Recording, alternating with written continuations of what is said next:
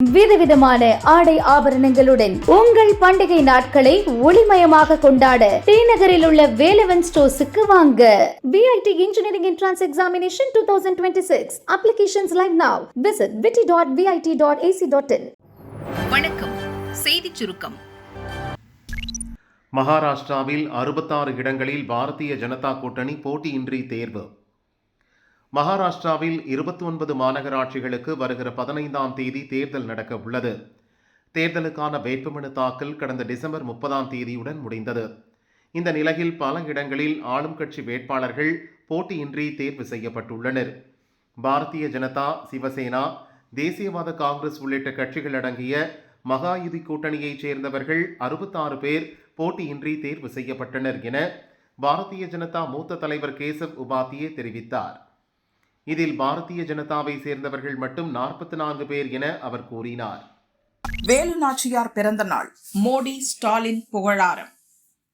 வீரமங்கை வேலு நாச்சியாரின் பிறந்த நாளான இன்று பிரதமர் மோடி வெளியிட்ட பதிவில் கூறியிருப்பதாவது: ராணி வேலு நாச்சியாரின் பிறந்த நாளில் அவருக்கு மரியாதை செலுத்துகிறேன். துணிச்சலையும் வியூக திறமையையும் கொண்டிருந்த அவர் இந்தியாவின் துணிச்சல் மிக்க வீராங்கனைகளில் ஒருவராக நினைவு கூறப்படுகிறார்.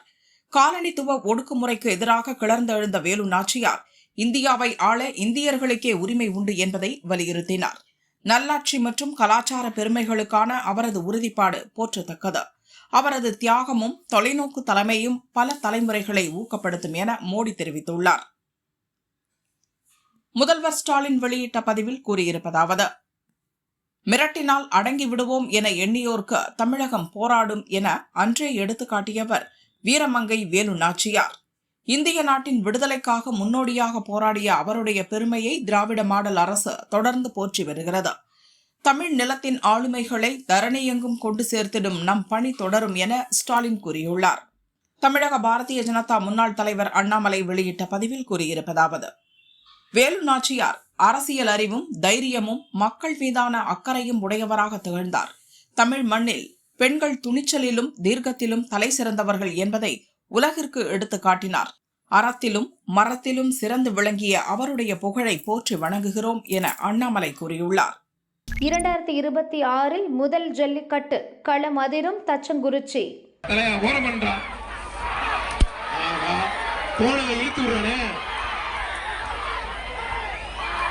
2026ஆம் ஆண்டுக்கான முதல் ஜல்லிக்கட்டு போட்டி புதுக்கோட்டை மாவட்டம் தச்சங்குறிச்சியில் கோலாகலமாக துவங்கியது. புனித விண்ணேற்பு அன்னை தேவாலய விழா மற்றும் பொங்கலை முன்னிட்டு நடத்தப்படும் இந்த போட்டியை கலெக்டர் அருணா தலைமையில் அமைச்சர்கள் மெய்யநாதன், ரகுபதி துவங்கி வைத்தனர். மொத்தம் 600 காளைகள் பங்கேற்றுள்ளனர்.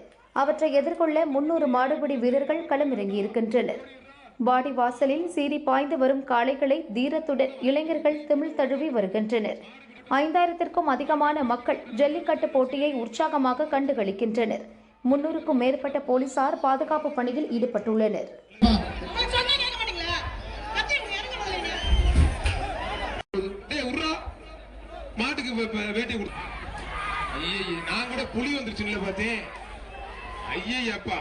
பிரசவ வார்டு அருகே மது பார்ட்டி, அரசு டாக்டர்கள் 4 பேர் சஸ்பெண்ட்.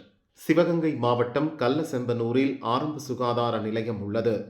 50க்கும் மேற்பட்ட கிராமங்களைச் சேர்ந்த மக்கள் இங்கே சிகிச்சைக்கு வருகின்றனர். 24 மணி நேரமும் இயங்கி வருகிறது. வட்டார மருத்துவ அலுவலர் உட்பட 4 டாக்டர்கள் பணியாற்றி வருகின்றனர். கடந்த டிசம்பர் 31ஆம் தேதி இரவு தயாளன் என்பவர் சிகிச்சைக்காக வந்துள்ளார். விபத்தில் காயமடைந்த அவரை நண்பர்கள் அழைத்து வந்திருந்தனர். அப்போது செம்பனூர் ஆரம்ப சுகாதார நிலையத்தில் டாக்டர்கள் இல்லை. தயாளன் நண்பர்கள் அங்கிருந்த அறைகளில் தேடி உள்ளனர். பிரசவ வார்டு, அவசர சிகிச்சை அறைகளுக்கு சென்றனர். அப்போது பிரசவ வார்டு அருகே டாக்டர்கள் ஓய்வு அறையில் மது பாட்டில் இருந்துள்ளது. அதன் அருகே அசைவ உணவு, நொறுக்கு தீனிகள் சிதறி கிடந்துள்ளது. அதனை செல்போனில் வீடியோ எடுத்து தயாளன் நண்பர்கள் வெளியிட்டனர். டாக்டர்கள் அறையில் மது பாட்டில்கள் இருந்தது சர்ச்சையானது. இதுகுறித்து மாவட்ட சுகாதார அதிகாரி விசாரணைக்கு உத்தரவிட்டார். கடந்த 31ஆம் தேதி பணியில் இருந்த டாக்டர்கள் 4 பேர் மது அருந்தியது உறுதியானது. பார்மசி பணியாளர் கமலக்கண்ணன் அவர்களுக்கு உதவியது தெரிய வந்தது. இதையடுத்து 5 பேரும் பணியிடை நீக்கம் செய்யப்பட்டனர். மேலும் அதே நாளில் பணியில் இருந்த நர்சுகளுக்கும் விளக்கம் கேட்டு நோட்டீஸ் அனுப்பப்பட்டுள்ளது. திருவேணி சங்கமத்தில் முதல் புனித நீராடல்.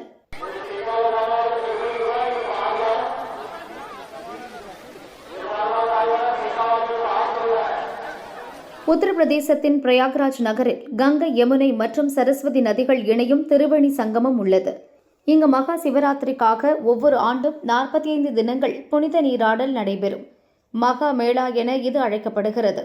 இந்த ஆண்டின் மகா மேளாவின் முதல் புனித நீராடல் இன்று துவங்கியது. மார்கழி பௌர்ணமியில் வரும் இந்த முதல் புனித நீராடலை 1 மாத கால விரதம் இருந்து வழிபடும் பக்தர்கள் முக்கிய நிகழ்வாக பார்க்கின்றனர். இதில் நாட்டின் பல்வேறு பகுதிகளைச் சேர்ந்த ஏராளமான பக்தர்கள் கலந்து கொண்டனர்.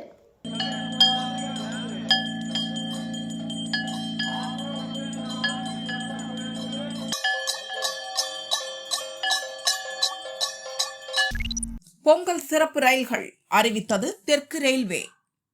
பொங்கல் பண்டிகையையொட்டி சிறப்பு ரயில்களை தெற்கு ரயில்வே அறிவித்துள்ளது. அதன்படி ஜனவரி 11 மற்றும் 18ஆம் தேதி நாகர்கோவிலில் இருந்து தாம்பரத்துக்கு சிறப்பு ரயில் இயக்கப்படுகிறது. இரவு 11 மணிக்கு புறப்படும் இந்த ரயில் மறுநாள் காலை 10:15 மணிக்கு தாம்பரம் சென்றடையும். அதேபோல் ஜனவரி 12, 19ஆம் தேதிகளில் தாம்பரம் டு குமரிக்கு சிறப்பு ரயில் ஓடுகிறது. மாலை 3:30 மணிக்கு தாம்பரத்தில் புறப்படும் இந்த ரயில் மறுநாள் அதிகாலை 3:30 மணிக்கு குமரி சென்றடையும். குமரி தாம்பரம் இடையே இன்னொரு சிறப்பு ரயிலும் இயக்கப்படுகிறது.